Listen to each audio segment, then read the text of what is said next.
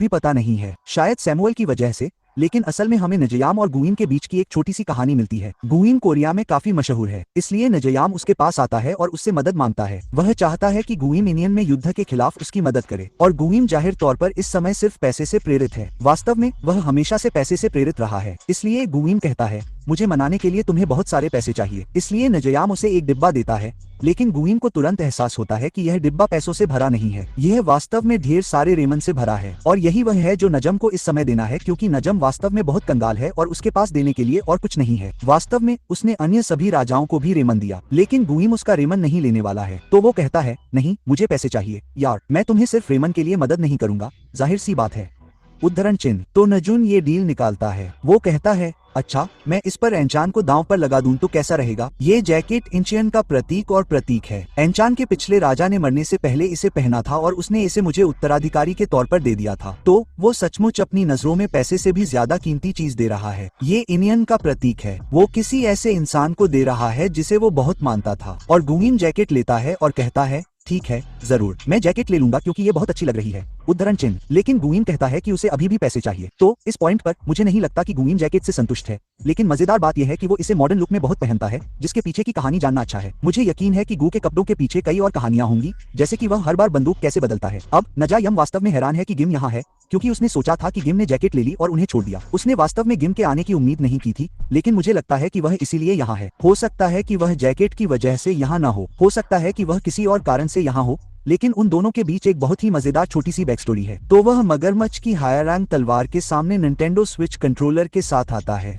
और गिम कहता है, यह तलवार मेरे कबीले हुआइन की है। और पो कहता है, मैंने सोचा था कि वे सभी मर चुके हैं, तुम स्पष्ट रूप से बकवास कर रहे हो। उद्धरण चिन्ह। तो गिम एक ऐसे पौराणिक कबीले से है जो स्पष्ट रूप से विलुप्त हो चुका है। तो गिम जीवित बचे अंतिम सदस्यों में से एक हो सकता है जो उसके बारे में थोड़ी और कहानी जोड़ता है। मुझे नहीं पता कि यह पहले बताया गया था या नहीं, लेकिन तो गिम पाचोंग जो को चकमा देने और उसे छेड़ने में सक्षम है। वो बहुत शांत है क्योंकि यही उसकी लड़ने की शैली है। भले ही वो हार जाए, फिर भी वो बहुत शांत दिखता है। वो हमेशा जीतता हुआ दिखता है क्योंकि वो बहुत शांत है। और वो वास्तव में पटन जो की तलवार के वार को चकमा देने में सक्षम है, कुछ ऐसा जिस पर नाजा, याम, जाडेक, किम, सैमुअल तीनों प्रतिक्रिया भी नहीं दे सकते। गुइम कहीं से एक साइकिल निकालता है क्योंकि यही गुइम की लड़ने की शैली है। उसके पास कोई तलवार नहीं है, तो इस बिंदु पर गुइम बस उसे रोकने और उसे टालने के लिए कुछ भी कर रहा है। तो वो तलवार के आने के कोण या झुकाव को समझने में सक्षम है और उसे टालने और कुछ तरीकों से उसे चकमा देने में सक्षम है, क्योंकि गुए अपने आप में एक मास्टर है। तो पैट्रिक जो गुए के कौशल से बिल्कुल भी प्रभावित नहीं है, जैसे कि वह डैनियल पाक के छोटे शरीर से अधिक प्रभावित था, जिसका शायद मतलब है कि डैनियल पाक का छोटा शरीर गु से अधिक मजबूत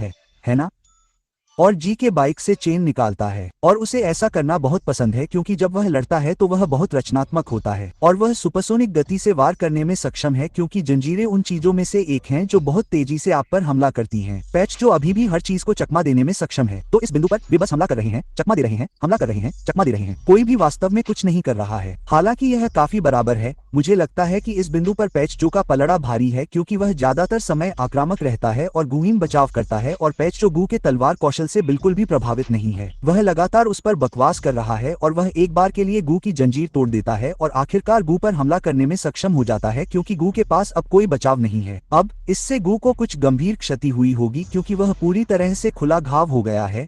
गु पर एक पूरा वार हुआ है और पैच जो ऐसा है, हाँ, तुम कमजोर हो, तुम मेरे लिए कुछ भी नहीं हो, मैं सबसे बड़ा महाद्वीपीय सितारा हूँ। उद्धरण चिन्ह। जो भी हो, उसे खुद को चमकाना बहुत पसंद है। तो गु अपने स्टांस में आ जाता है, वही स्टांस जो उसने गन के खिलाफ किया था, मूनलाइट डांसिंग फ्लफलरी या कुछ और, है ना? तो यह उसकी खास चाल है जो वह करता है और यह उसकी आखिरी चाल है ना? लेकिन यह तेज है, लेकिन पैच जो तेज है वह इसे रोकने में सक्षम है। लेकिन गेम ने अभी तक अपने वारों की झड़ी नहीं लगाई है, झूलों की झड़ी लगा दी है। वह उस पर जाना शुरू कर देता है। पैच जो अपनी एक हुआंग तलवार से हर चीज को डिफ्लेक्ट और ब्लॉक करने में सक्षम है, लेकिन गु अभी तक नहीं रुका है। वह अपनी 2 तलवार, अपनी 3 तलवार में जाता है। यह गन के खिलाफ उसकी असली मूनलाइट आखिरी चाल है और गन इसे चकमा देने में भी सक्षम था। मेरा मतलब है, इसे रोक दिया। पैच और जो के साथ भी यही बात है। हर कोई बस सुपर इम्प्रेस है, क्योंकि उन्हें लगता है कि यह बहुत ही अविश्वसनीय चाल है, यह बहुत तेज है, इस पर प्रतिक्रिया देना असंभव है।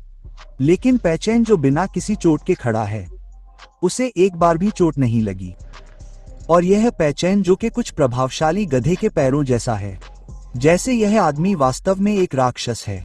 ठीक है, गू वास्तव में हैरान है कि पैच जो हर चीज को टालने में सक्षम था। इसके साथ ही पैट्रिक जो बार बार वार करता है बस उसके शरीर को चीरता है क्योंकि इस समय गुइम बस फंस चुका है। वह बस इसे सह रहा है क्योंकि मुझे लगता है कि वह गू के प्रति प्रतिक्रिया करने में सक्षम नहीं है क्योंकि वह रक्षाहीन है। वह इन झटकों का बचाव करने में सक्षम नहीं है और पैच जो गू को ऐसे ही नष्ट कर देता है जैसे उसे चीर कर रख दे और गू अपने घुटनों पर गिर जाता है। पैटो कहता है कि गू कमजोर है और वह मास्टर बनने के लायक नहीं है। बेशक पैच जो खुद ब्लेजिंग से प्यार करता है वह कहता है कि यह ठीक है, कम से कम तुम मेरे जैसे मास्टर के सामने घुटने टेक रहे हो। शर्मिंदा मत हो कि तुम मुझसे हार गए।